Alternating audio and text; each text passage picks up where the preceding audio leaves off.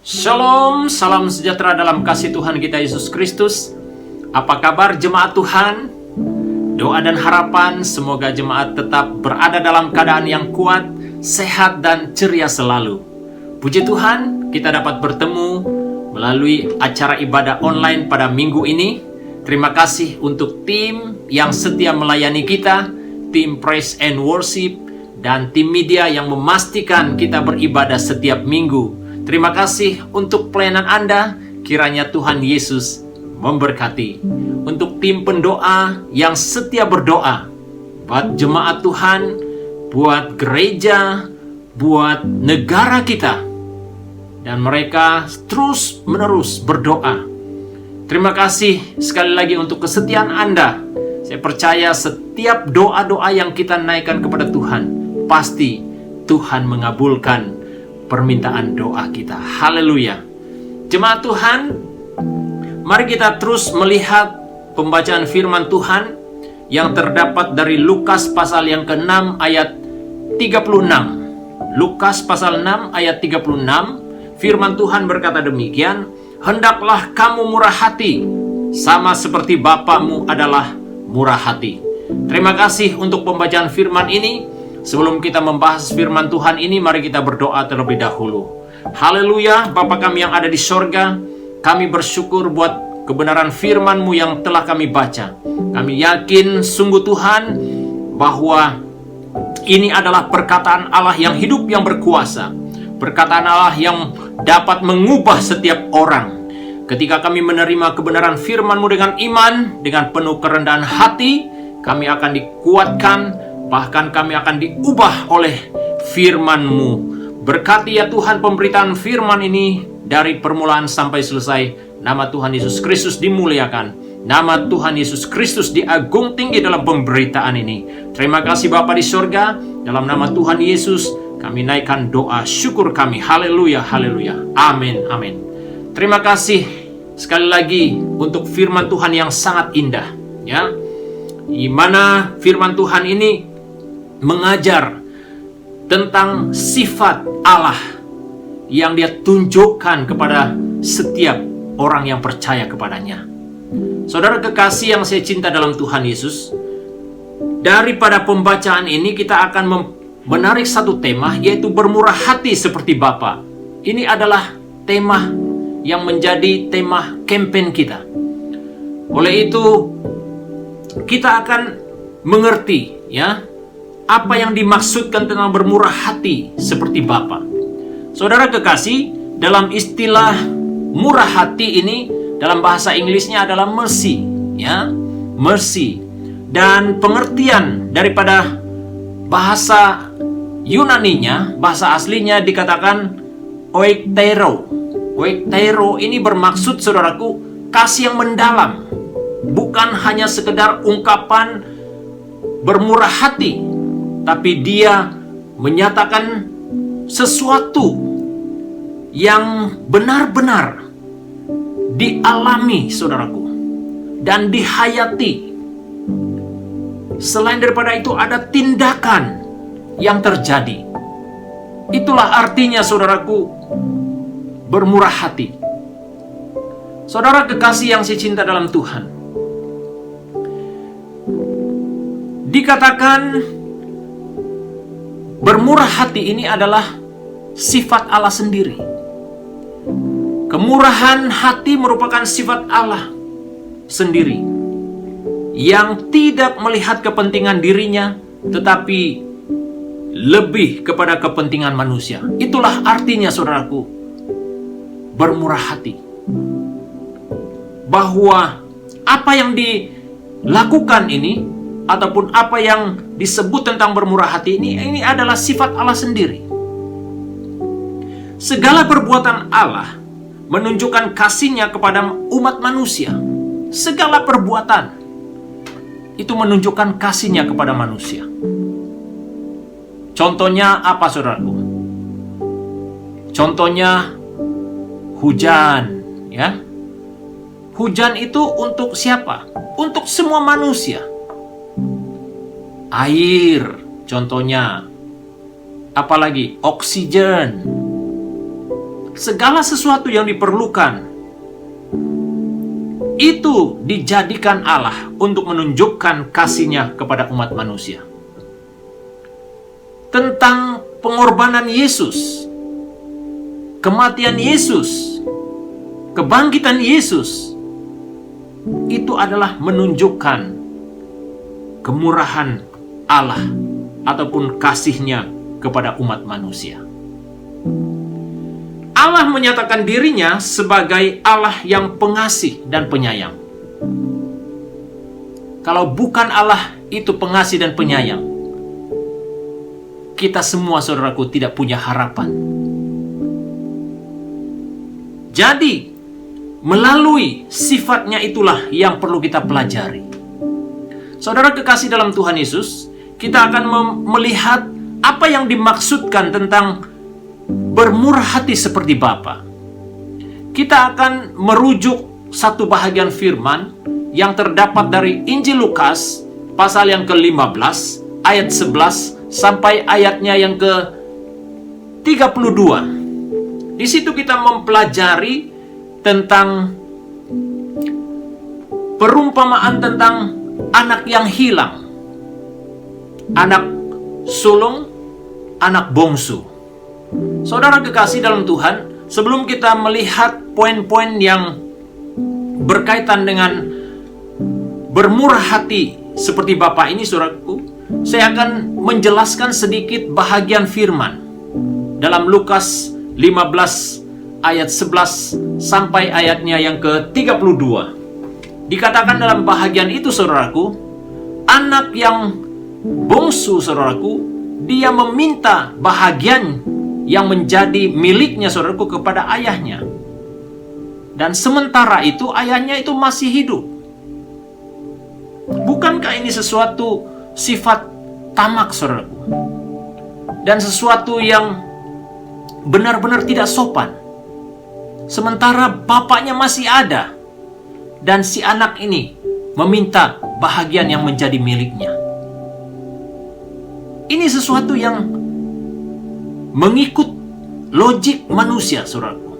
Ini sesuatu yang tidak baik, tidak beretika. Tapi apa yang terjadi, saudaraku?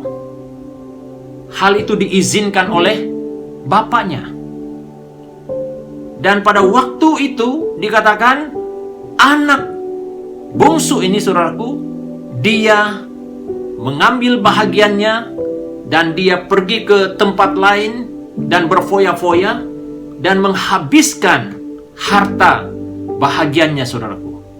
Dikatakan dia sudah melarat dan dia sudah kehilangan harta yang telah menjadi miliknya dan sudah habis dijualnya dan digunapakannya untuk berfoya-foya kekayaannya, saudaraku. Pada masa itu, saudaraku, terjadilah kebuluran. Dan akhirnya, saudaraku, anak bungsu ini dikatakan melarat dan lapar, tidak punya makanan. Dia pergi untuk mendapatkan pekerjaan. Pada waktu dia bekerja, saudaraku, dia sangat daif dan dia sangat miskin.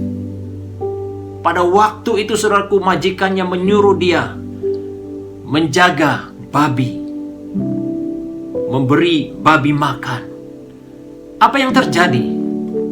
Pada waktu dia menjaga babi itu, saudaraku, dia sendiri melihat makanan babi itu. Malah, saudaraku, dia dilarang. Jangan sampai dia makan makanan babi. Saudara kekasih dalam Tuhan, keadaan anak bungsu yang melarat itu, saudaraku, dia tidak punya makanan. Pada waktu dia berada dalam keadaan dikatakan melarat, sudah miskin, tidak punya makanan, pada waktu itulah dia teringat akan bapaknya. Dia teringat bahwa di tempat di mana dia tinggal, saudaraku, di rumah bapaknya, saudaraku, banyak sekali makanan. Pada masa itulah dia bertobat. Dan dia menyesal dia ingin pulang ke pangkuan bapaknya. Dan apa yang terjadi saudaraku pada waktu dia pulang ke pangkuan bapaknya? Bapaknya menerima anaknya yang sudah dikatakan sudah habis hartanya, yang sudah menjadi miskin. Dan akhirnya saudaraku, bapaknya menerima anaknya itu. Tapi lain ceritanya saudaraku dengan abangnya. Ketika anak sulung ini saudaraku datang dan pulang ke rumah dari tempat penjagaan ternak, saudaraku, apa yang terjadi? Dia mendengar ada bunyi-bunyian, ya, ada puji-pujian di rumah mereka. Pada waktu dia bertanya kepada pekerja bapaknya, dan pekerja itu menceritakan kisah tentang kepulangan adiknya, saudaraku. Dia begitu marah dan dia tidak dapat menerima perkara itu. Dan dia tidak dapat menerima kepulangan adiknya itu. Saudara, ada 3 hal yang kita belajar daripada Lukas 15 ini, yang akan kita fahami apa yang dimaksudkan bermurah hati seperti Bapa. Kita akan melihat 3 poin, saudaraku, yang berkaitan dengan tema ini. Nah, yang pertama adalah kemurahan hati Bapa sebagai fondasi, ya, sebagai fondasi yang meneguhkan iman di saat kita lemah. Inilah yang dikatakan, saudaraku, kemurahan hati Bapa ini, dia menjadi fondasi yang kuat pada waktu kita lemah, saudaraku. Dalam ayat 17 daripada Lukas 15 ayat 17 dikatakan di sana, lalu ia menyadari keadaannya, katanya, betapa banyaknya orang upahan Bapakku yang berlimpah-limpah makanannya, tetapi aku di sini mati kelaparan. Saudara kekasih yang saya cinta dalam Tuhan, apa yang dimaksudkan tentang kemurahan hati Bapa ini sebagai fondasi yang meneguhkan iman di saat kita lemah? Pada waktu anak bungsu ini, saudaraku, meminta bahagian yang menjadi miliknya, saudaraku, bapaknya tidak melarang, tapi bapaknya itu memberi bahagian yang menjadi milik anak bungsu itu. Dikatakan, saudaraku, bagaimana kemurahan hati Bapa sebagai fondasi yang meneguhkan iman di saat kita lemah, yaitu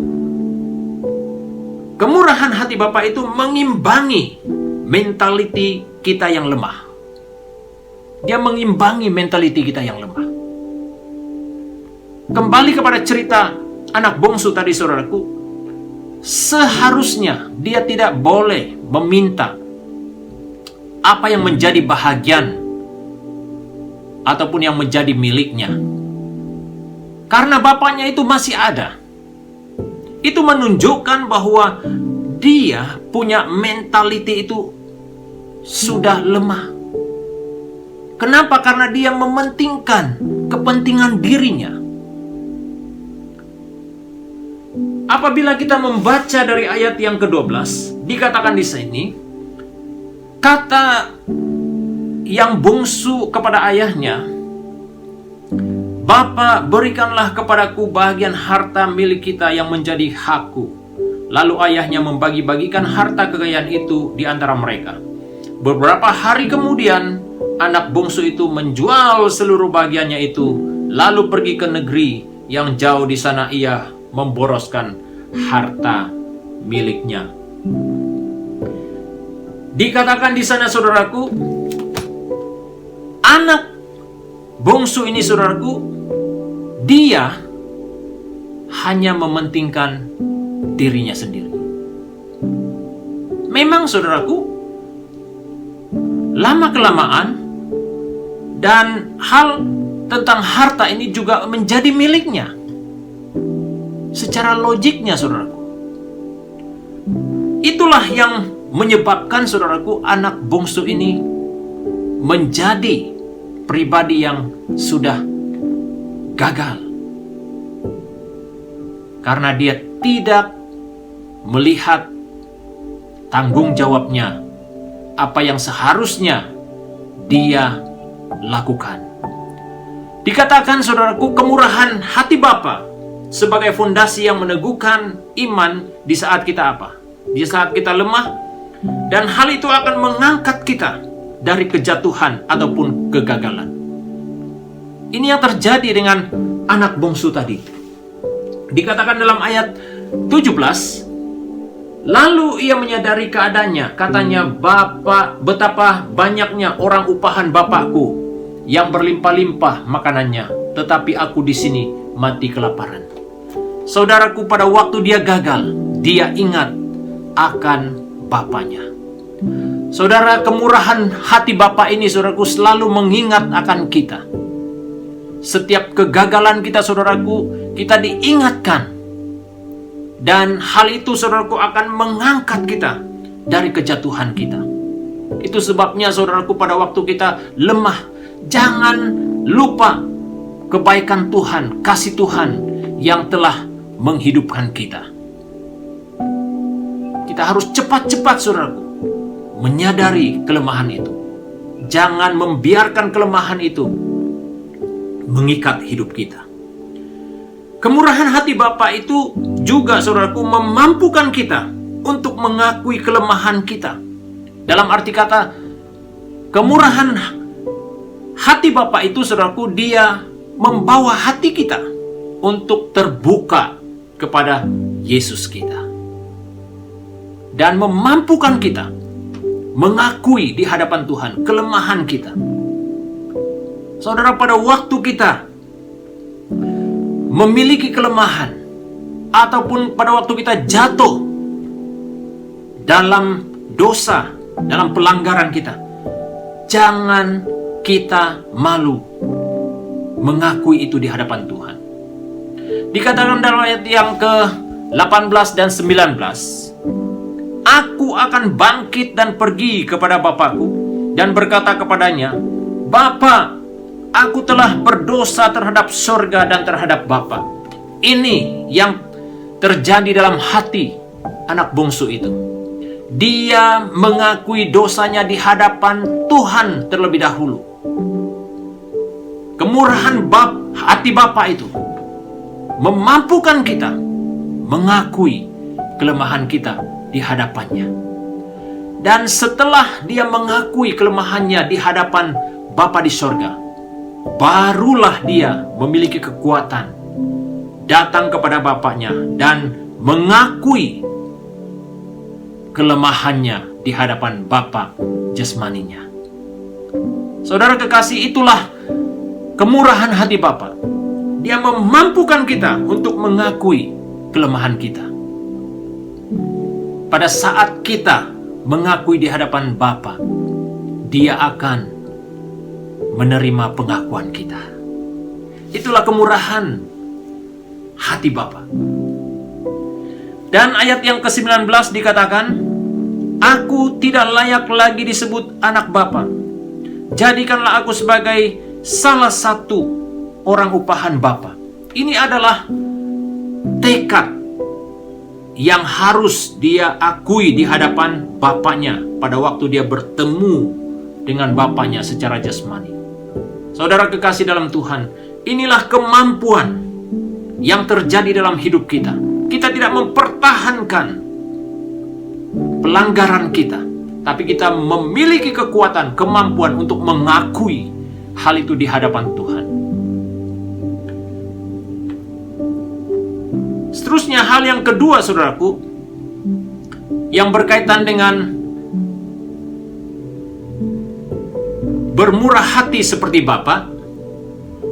Yang kedua adalah kemurahan hati Bapa menjadi sebuah nilai yang kekal dalam hidup kita.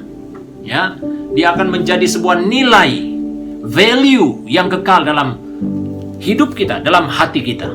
Dalam Lukas pasal 15 ayat 22 dikatakan di sana, "Tetapi ayah itu berkata kepada hamba-hambanya, lekaslah, bawa kemari jubah yang terbaik, pakaikanlah itu kepadanya, dan kenakanlah cincin pada jarinya dan sepatu pada kakinya.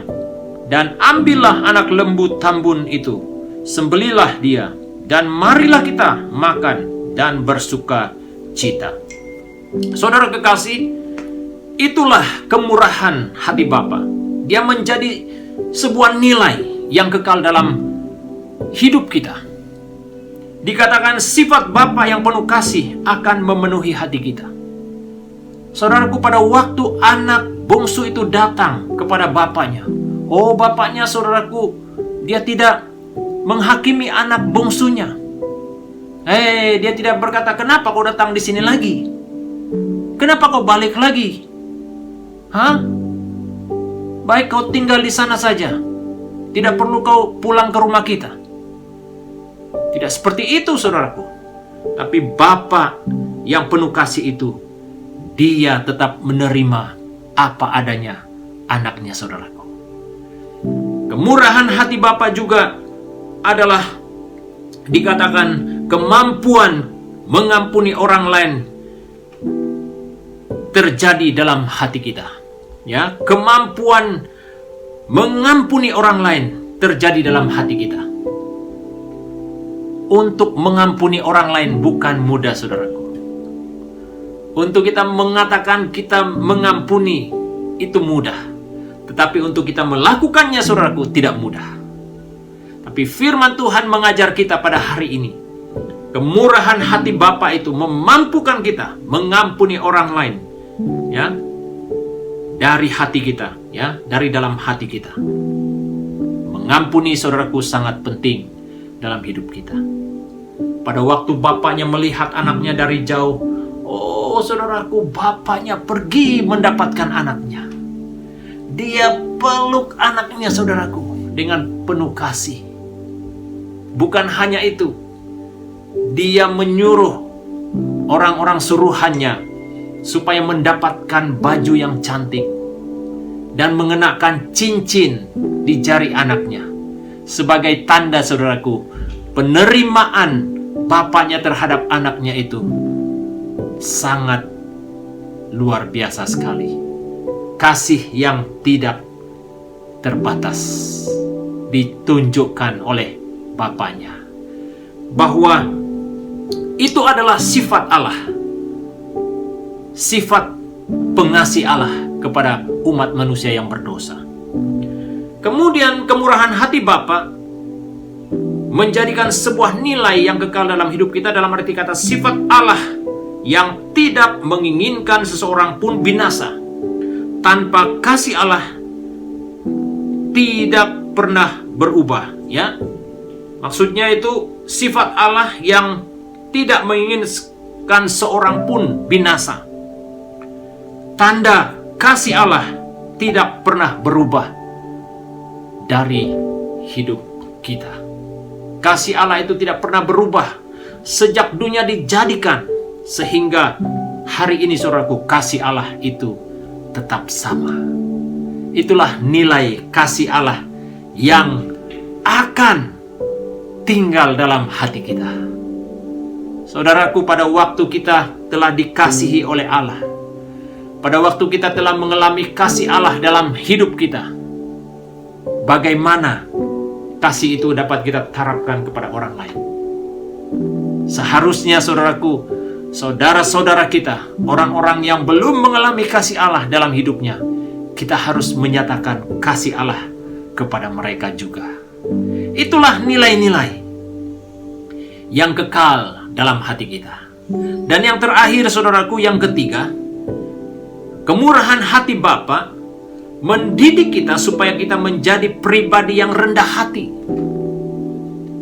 Nah, lain ceritanya, saudaraku, lain halnya dengan anak bungsu, ya, anak sulung, anak sulung.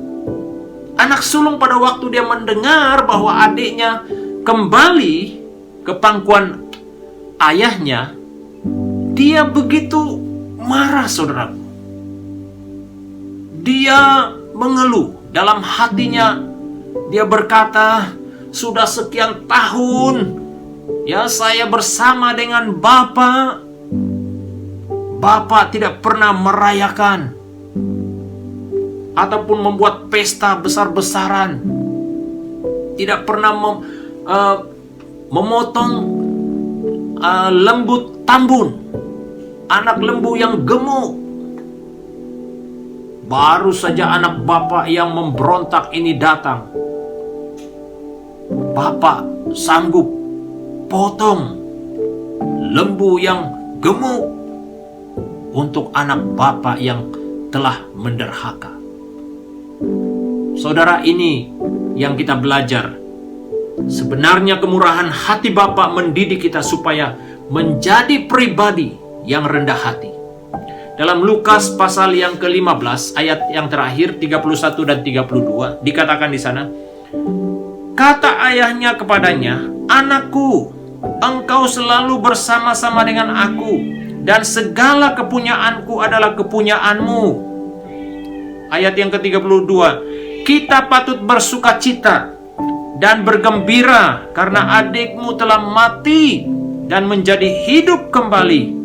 Ia telah hilang dan didapati kembali. Ini perkataan Bapa. Dia katakan bahwa adiknya, saudaraku, yang lama hilang telah didapati kembali. Saudaraku yang saya kasihi dalam Tuhan, anak sulung ini, saudaraku, dia tidak senang melihat kepulangan adiknya. Yang dikatakan oleh bapaknya sendiri bahwa adiknya itu yang dulunya dikatakan mati tapi hidup kembali, yang dulunya hilang tapi sekarang didapati kembali. Saudara, ini adalah perkara yang perlu kita ketahui. Kemurahan hati Bapa itu, saudaraku, menerima kita apa adanya. Dia bukan menghakimi kita. Dia bukan melihat pelanggaran kita ataupun menghitung dosa-dosa kita, tetapi dia menerima kita apa adanya. Itu sebabnya poin yang ketiga ini, saudaraku, kemurahan hati Bapa ini mendidik kita supaya menjadi pribadi yang rendah hati. Kita harus menyadari, saudaraku, kita yang telah menerima keselamatan, kita harus, saudaraku, memberitakan keselamatan itu kepada kawan-kawan kita, orang-orang yang belum mendengar Yesus Kristus, berita baik itu dalam hidup mereka.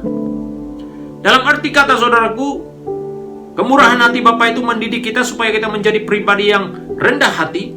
Allah mengidentifikasikan dirinya dalam hubungan dengan orang-orang berdosa. Banyak contoh-contoh dalam Alkitab, saudaraku, bagaimana Allah datang mendekati orang-orang yang hilang, orang-orang yang berdosa. Dia tidak mengukur ataupun dia tidak menghakimi orang yang berdosa itu, tapi dia menerima mereka apa adanya. Itulah yang Allah lakukan. Dia mengidentikan dirinya dengan dalam hubungannya dengan orang-orang yang berdosa, tapi dia tidak berdosa. Dia menerima orang yang berdosa apa adanya mereka. Kasih agape bersifat universal, ya. Kasih agape itu bersifat universal, keselamatan juga bersifat universal. Oleh itu, saudara kekasih, apa adanya. Mungkin ada teman-teman kita yang sudah mengakui kelemahannya, mengakui pelanggarannya. Jangan kita pandai-pandai, saudaraku, menghakimi orang itu. Inilah yang terjadi terhadap anak sulung itu, saudaraku. Seharusnya dia bersukacita oleh karena adiknya sudah bertobat, sadar akan apa yang telah dia lakukan. dan telah kembali ke pangkuan ayahnya. Dan seharusnya dia bergembira. Saudara kekasih yang saya cinta dalam Tuhan, kemurahan hati Bapa ini, saudaraku, mengubah persepsi kita, mengubah sudut pandangan kita, supaya kita menjadi pribadi yang rendah hati, bukan menghakimi orang lain. Saudara kekasih yang saya cinta dalam Tuhan Yesus, inilah yang seharusnya kita lakukan. Bagaimana kita mengaplikasikan, mempraktikkan kemurahan hati Bapa ini dalam kehidupan kita. Kita harus memiliki sifat rendah hati, seperti mana yang dilakukan, ditunjukkan oleh Bapa yang memiliki anak yang telah memberontak terhadapnya, saudaraku. Saudara yang saya cinta dalam Tuhan Yesus Kristus, hal ini perlu kita fahami, apa yang dimaksudkan bermurah hati seperti Bapa. Bermurah hati seperti Bapa, saudaraku, berarti kita mempedulikan orang yang ada di sekitar kita. Orang yang belum sungguh-sungguh menerima Yesus Kristus sebagai Tuhan dan Juru Selamat dalam hidupnya, yang kehidupannya, saudaraku, masih terikat, masih berada dalam kencana dosa. Itulah yang harusnya kita tunjukkan, kemurahan hati Bapa yang ada di dalam kita, saudaraku, supaya mereka juga mendapat jaminan keselamatan daripada Tuhan Yesus sendiri. Saudara, apa yang Yesus telah nyatakan sebentar tadi daripada cerita Lukas 15 ini, saudaraku, mengisahkan bahwa kemurahan hati Bapa itu melayakkan kita di hadapan Allah. Kemurahan hati Bapa itu, saudaraku, memampukan kita menggenapi rencananya melalui Yesus Kristus, Sang Juru Selamat kita. Terima kasih oleh karena kebaikan Tuhan, oleh karena kemurahan Tuhan, kita dapat mempraktikkan kemurahan hati Bapa dalam hidup kita setiap waktu. Walaupun masih ada hal-hal yang perlu kita perbetulkan, hal-hal yang perlu kita lakukan dalam hidup kita. Walaupun tidak sempurna, saudaraku, tetapi itulah yang menjadi tanggung jawab, yang menjadi tuntutan Tuhan terhadap saya dan kita semua. Demikian firman Tuhan pada hari ini. Kiranya Tuhan Yesus memberkati. Saudara jemaat Tuhan yang saya cinta dalam Tuhan Yesus Kristus, sebelum kita mengambil waktu berdoa, seperti biasa, saya tidak lupa mengucapkan ribuan terima kasih untuk jemaat SIB City Life yang setia memberi sokongan buat pelayanan Tuhan di SIB City Life Church Kuala Lumpur, atas kesetiaan Anda yang setia mengasingkan pemberianmu, persembahan, persepuluhanmu, pemberian kasih, janji imanmu, segala sesuatu yang kau lakukan. Saya berdoa kiranya berkat Tuhan akan dicurah limpah atas kehidupanmu, atas pekerjaan, keluarga, anak-anak, dan juga atas studimu, dalam usahamu, bisnismu. Saya percaya Tuhan akan melipat ganda berkat-Nya atas kesetiaanmu kepada Tuhan. Jemaat yang saya kasih dalam Tuhan Yesus Kristus, mari kita datang kepada Tuhan sekali lagi dalam doa kita. Saya akan pimpin kita di dalam doa. Segala puji, syukur, hormat, kemuliaan kami kembalikan kepadamu ya Tuhan, buat berkat firman-Mu yang sudah kami dengar, mengajar kami bagaimana kami mempraktekkan hati Bapa, kemurahan hati Bapa dalam hidup kami, di antara sesama kami, orang-orang yang ada di sekitar kami. Biarlah hati Bapa, kemurahan Bapa ini akan terus-menerus memimpin kami untuk menyatakan kasih cinta Tuhan kepada orang-orang yang masih belum mendengar tentang Injil Tuhan dalam hidupnya. Melalui hati kami yang diubah, melalui kebenaran firman-Mu yang kami dengar ini Tuhan Yesus, membawa kami untuk mengaplikasikan kemurahan hati Bapa kepada orang-orang yang ada di sekitar kami. Diberkati jemaat Tuhan yang sudah mendengar firman pada hari ini. Berkati juga ya Tuhan setiap pemberian yang telah anak-anak-Mu berikan di rumah Tuhan untuk memberi sokongan bagi pelayanan Tuhan. Berkati mereka Bapa di surga. Jemaat Tuhan dalam segala sesuatu yang dilakukan, dalam pekerjaan mereka, keluarga mereka, anak-anak mereka, dan studi jemaat Tuhan dalam apapun juga ya Tuhan, kami yakin Tuhan akan membuat mereka berhasil. Demikian juga Tuhan untuk jemaat Tuhan yang ada usaha, bisnis, Tuhan Kau berkati mereka dalam segala sesuatu yang mereka lakukan.